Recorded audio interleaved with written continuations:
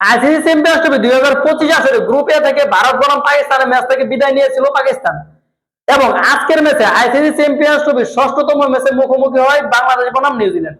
এই ম্যাচ থেকে বিদায় নেয় বাংলাদেশ। এখন আজকের ম্যাচে টার্নিং পয়েন্ট আপনি কোনটিকে ধরবেন? মিচেল ব্রেসওয়েলের 4 উইকেট নেওয়া নাকি রাচিন রবীন্দ্রের দুর্দান্ত ইনিংস খেলে ম্যাচটা জয়লাভ করা? তো দেখে নেওয়া যাক আজকের ম্যাচের টার্নিং পয়েন্টটা কোনটি। পরপর 2 ম্যাচ হেরে তারা চ্যাম্পিয়ন্স ট্রফি থেকে বিদায় নিয়েছে। এটা শোনার পর ভক্তদের মনের ভিতরে একটু শক লাগবে, এটাই স্বাভাবিক। কিন্তু আজকের ম্যাচে তেমনটাই হয়েছে, কেননা টসে জিতে বোলিং এর সিদ্ধান্ত নেয় নিউজিল্যান্ডের অধিনায়ক এবং ব্যাটিং এ পাঠায় বাংলাদেশকে।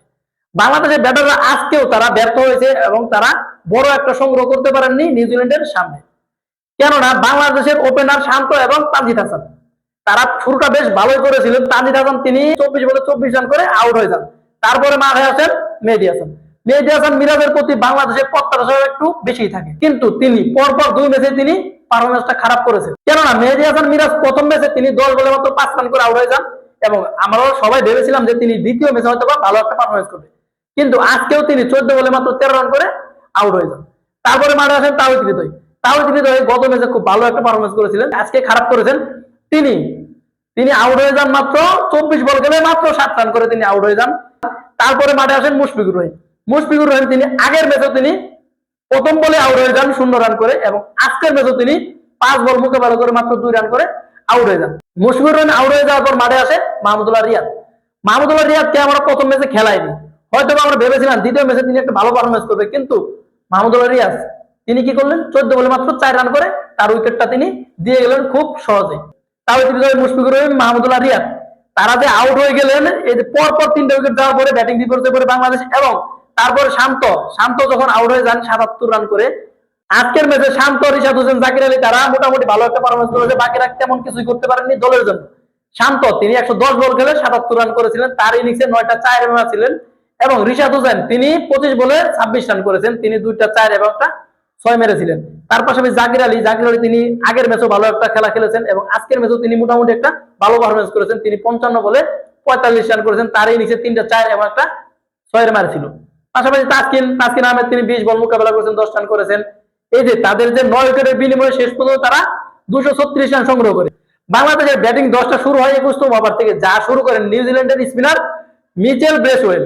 তিনি দুর্দান্ত বল করেছেন আজকের ম্যাচে, যে পরপর 3টা উইকেট নিয়েছেন এবং আজকের ম্যাচে তিনি মোট 4টা উইকেট নিয়েছেন এবং 10 ওভার বল করে তিনি 26 রান দিয়ে মোট 4টি উইকেট নিয়েছেন। এবং আজকের ম্যাচের টার্নিং পয়েন্ট, আমি আজকের ম্যাচের টার্নিং পয়েন্টটা যে আজকের ম্যাচের যে টার্নিং পয়েন্ট এবং ম্যাচের যে মুডটা ঘুরিয়ে দিয়েছেন মিচেল ব্রেসওয়েল। তিনি পরপর 3টা উইকেট নিয়ে তাওহিদ হৃদয়, মুশফিকুর রহিম এবং মাহমুদুল্লাহ রিয়াদের যে পরপর 3টা উইকেট নিয়ে তিনি বাংলাদেশের যে মাথাটা ভেঙে দিয়েছেন এবং সেখান থেকে ঘুরে দাঁড়াতে পারেনি বাংলাদেশ। 237 রানে যখন ব্যাটিং আছে নিউজিল্যান্ড এবং তারা 0 রানে 1 উইকেট হারিয়ে ফেলে এবং 15 রানের মাথায় তারা দ্বিতীয় উইকেটটা হারিয়ে ফেলে, কিন্তু সেখান থেকে 2 উইকেট হারিয়ে নিউজিল্যান্ড সেখান থেকে ঘুরে দাঁড়ায় রাচিন রবীন্দ্রর দুর্দান্ত ব্যাটিং পারফরমেন্সের উপর ভিত্তি করে এবং শেষ পর্যন্ত তারা আজকের ম্যাচে জয়লাভ করেছে এবং দ্বিতীয় পর্ব নিশ্চিত করেছে। তো আজকের ম্যাচে আমার টার্নিং পয়েন্ট আমি আমার মতে আজকের ম্যাচের টার্নিং পয়েন্টটা হচ্ছে মিচেল ব্রেসওয়েলের যে পরপর 3টে উইকেট নেওয়াকে আজকের ম্যাচের টার্নিং পয়েন্ট, কেননা সেখান থেকে বাংলাদেশ মূলত ঘুরে দাঁড়াতে পারেনি। যদি তাওহিদ হৃদয়, মুশফিকুর রহিম এবং মাহমুদুল্লাহ রিয়াদ তারা ভালো কিছু করতে পারতেন তাহলে হয়তো আজকের ম্যাচের রেজাল্টটা অন্যরকম হতে পারতো এবং আজকের ম্যাচের রান হয়তো 236 না হয় 280-90 হতে পারতো, কিন্তু সেটা হতে দেননি মিচেল ব্রেসওয়েল। তাই আজকের ম্যাচের টার্নিং পয়েন্টটা আমি সেটাকে বলবো মিচেল ব্রেসওয়েল আজকের ম্যাচে তার বোলিং দিয়ে বাংলাদেশের ব্যাটিং লাইন আপকে চেপে ধরেছেন এবং তিনি 10 ওভার বল করে মাত্র 26 রান দিয়ে তিনি 4টি মূল্যবান উইকেট নিয়েছে এবং তিনি আজকে প্রতি ওভার প্রতি রান খরচ করে 2.60, যা নিউজিল্যান্ডের জয়ের গুরুত্বপূর্ণ ভূমিকা পালন করছে। তার স্পিন বোলিং বৈচিত্র্য এবং নিখুঁত লাইন আপের কারণে বাংলাদেশের ব্যাটসম্যানরা বড় বড় শট খেলতে পারেননি এবং তারা বড় সংগ্রহ করতে পারে এবং বাংলাদেশের ব্যাটারদের ভুল করতে বাধ্য করেছেন আজকের ম্যাচে মিচেল ব্রেসওয়েল। বিশেষ করে তিনি মিডল অর্ডারের ব্যাটসম্যানদের দ্রুত আউট করে বাংলাদেশের রান সংগ্রহ গতিটা কমিয়ে দিয়েছেন এবং আজকের ম্যাচের পারফরমেন্সের উপর ভিত্তি করলে এবং আজকের ম্যাচের যদি আমি টার্নিং পয়েন্ট হিসেবে বিবেচনা করি তাহলে আজকের ম্যাচের টার্নিং পয়েন্ট হিসেবে বিবেচিত হবে মিচেল ব্রেসওয়েলের যে মিডল অর্ডারের যে উইকেটগুলো নিয়েছেন সেটা কি। তো আজকে আমার মতে তো টার্নিং পয়েন্ট হচ্ছে মিচেল ব্রেসওয়েলের মিডল অর্ডারের উইকেটগুলো তুলে নেওয়া। আপনার মতে আজকের ম্যাচের টার্নিং পয়েন্ট কোনটি জানাবেন কমেন্ট বক্সে।